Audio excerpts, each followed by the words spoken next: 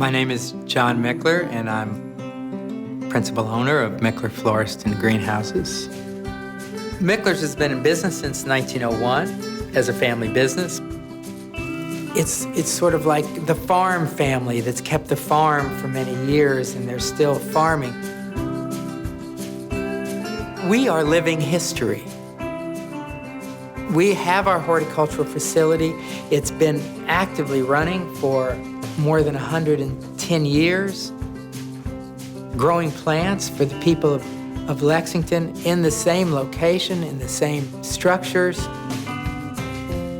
One thing that I feel like I am is a link to that past.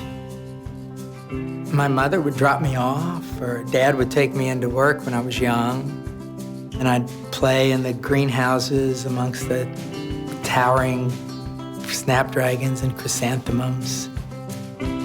At a fairly early age, I started working instead of just playing. I found my niche back in the greenhouses. I always enjoyed growing plants.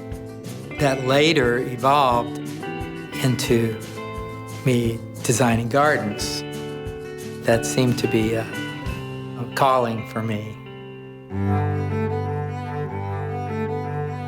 Garden design is not just an art form or a craft. A sculptor carves his piece of wood or chisels his stone, and he's left with a finished product. A painter will paint the oils and is left with a finished product. A garden designer sculpts with living materials, but the living material is going to constantly be changing. The garden has a life of its own.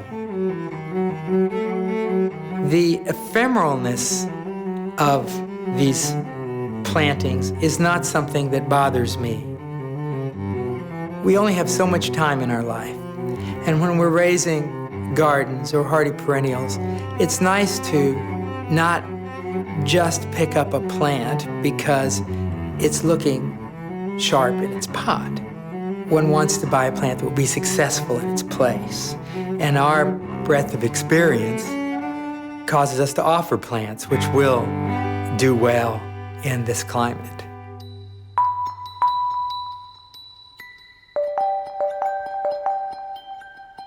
It led us to specialize a lot in native plants. We never really separated them out. We always sold a lot of native plants. But as we've started separating it out into its own category, we realize half of the plants we sell are native plants. The difference between Michler's and most places where people would buy plants is that we grow so many of our plants on location. So there's a sense of localism in our plants as well as in, our people.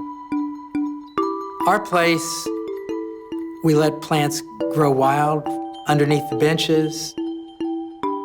We don't mind native vines rambling up over the edge of the greenhouses. This is a conscious effort to make our old horticultural facility seem and actually be a beautiful garden in and of itself. And I'd like to think that when people come and get a plant from us, they feel like they've gotten the genuine article and enrich their lives, which is what it's all about in our time here, isn't it? Having as rich a lives as we can and to help other people have rich lives.